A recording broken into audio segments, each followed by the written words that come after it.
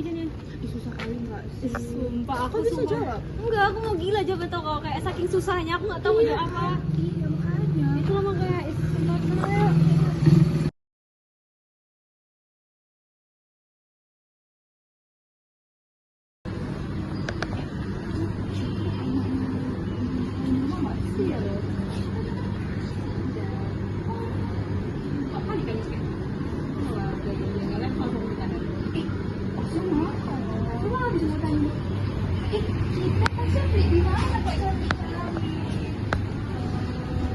Alah, kau ini itu nampak kan dari gaya dia. Iya, kalau itu bisa.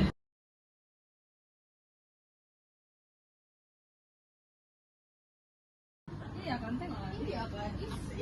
Nggak boleh loh kalian kayak gitu, itu termasuk pembulian. Jadi kalian bubar. Apa sih? Bubar. Assalamualaikum warahmatullahi wabarakatuh. Sebenarnya apa sih itu bullying? Jadi bullying itu merupakan suatu tindakan atau kekerasan yang dilakukan secara sengaja oleh satu orang atau kelompok yang lebih kuat atau berkuasa kepada orang lain. Sekolah atau kampus yang merupakan lembaga pendidikan juga menjadi tempat kemungkinan munculnya perilaku bullying. Pada setting sekolah, biasanya bullying terjadi baik di lapangan sekolah maupun di kelas. Adapun jenis-jenis dari bully yaitu ada 4, yaitu bully secara fisik, bully secara verbal, bully secara sosial, dan cyberbullying.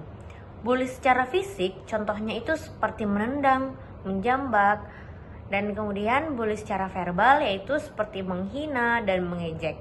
Bully secara sosial itu seperti menyebarkan gosip dan kebohongan-kebohongan dari orang tersebut. Kemudian cyberbullying itu seperti mengirimkan foto ataupun video yang isinya itu mengejek, bahkan orangnya itu merasa terancam jiwanya. Adapun dampak dari perilaku bullying itu yang pertama adalah tidak ingin mengikuti kegiatan sekolah. Kenapa? Karena korban cenderung menarik diri dari aktivitas yang biasa mereka lakukan. Kemudian perilaku berubah. Baik di sekolah maupun di luar, korban mungkin menunjukkan perubahan sikap. Kemudian tidak mau sekolah karena adanya ketakutan menghadapi situasi yang sulit. Kemudian prestasi menjadi menurun. Kenapa? Karena adanya gangguan emosional sehingga mempengaruhi kemampuan belajar si korban.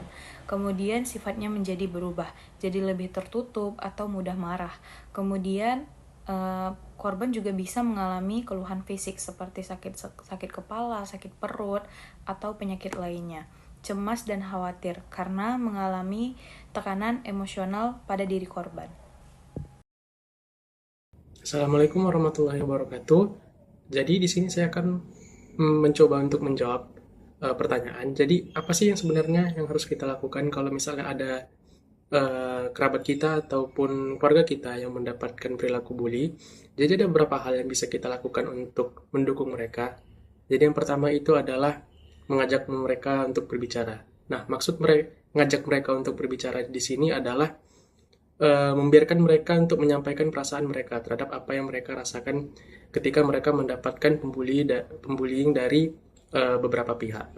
Dengan cara itu akan membuat mereka sebagai korban itu akan merasa lebih safe ataupun lebih merasa aman ketika mereka mengungkapkan isi hati mereka ketika mendapat perilaku bullying. Itu untuk yang pertama. Kemudian untuk yang kedua adalah menjelaskan sifat ataupun kelebihan dari para korban yang mendapat perilaku bully. Nah, sebenarnya di sini tugas kita sebagai teman ataupun kerabat yang membantu teman kita yang mendapatkan perilaku bully ini adalah dengan cara memberikan ataupun menyampaikan beberapa kelebihan ataupun keistimewaan mereka dibandingkan para pelaku bully. Di mana dengan hal ini diharapkan mereka, para korban bully ini akan merasa lebih percaya diri ataupun lebih pede dibandingkan ketika dia mendapatkan perilaku bullying dari para pelaku. Itu untuk yang kedua.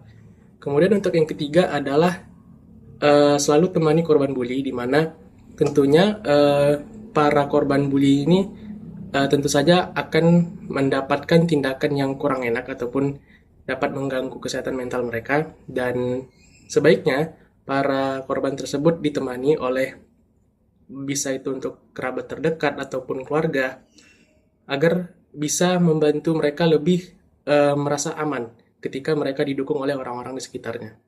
Kemudian yang terakhir adalah ajak mereka ataupun dukung mereka agar mereka lebih berani untuk speak up ataupun melaporkan kegiatan pembulian ini ke pihak berwenang, contohnya seperti pihak kampus ataupun bisa pihak berwenang lainnya. Mungkin itu saja yang bisa saya sampaikan. Assalamualaikum warahmatullahi wabarakatuh. Dari video drama tersebut terlihat ada Neila dan juga Windy yang sedang membuli anak asisten rumah tangganya Neila, yaitu Dinda. Untuk memahami akar masalah dari bullying ini, yang pertama itu ada beberapa faktor. Pertama, lingkungan keluarga.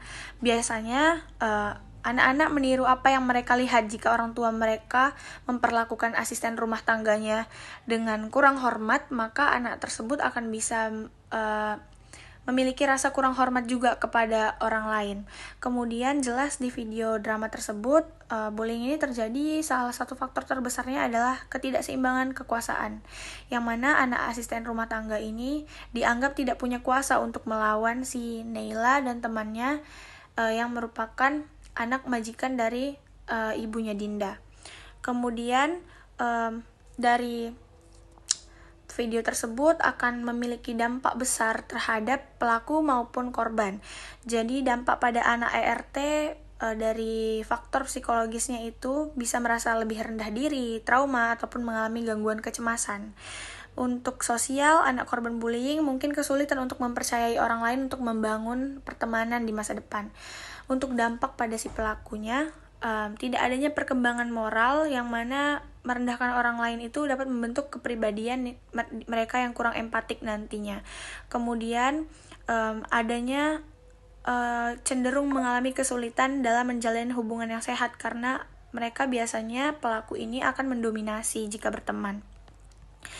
Untuk menangani pembulian atau bullying, kasus bullying ini, kita harus mengedukasi, meningkatkan kesadaran tentang apa itu bullying dan dampaknya bagi orang yang dibully dan juga pelaku.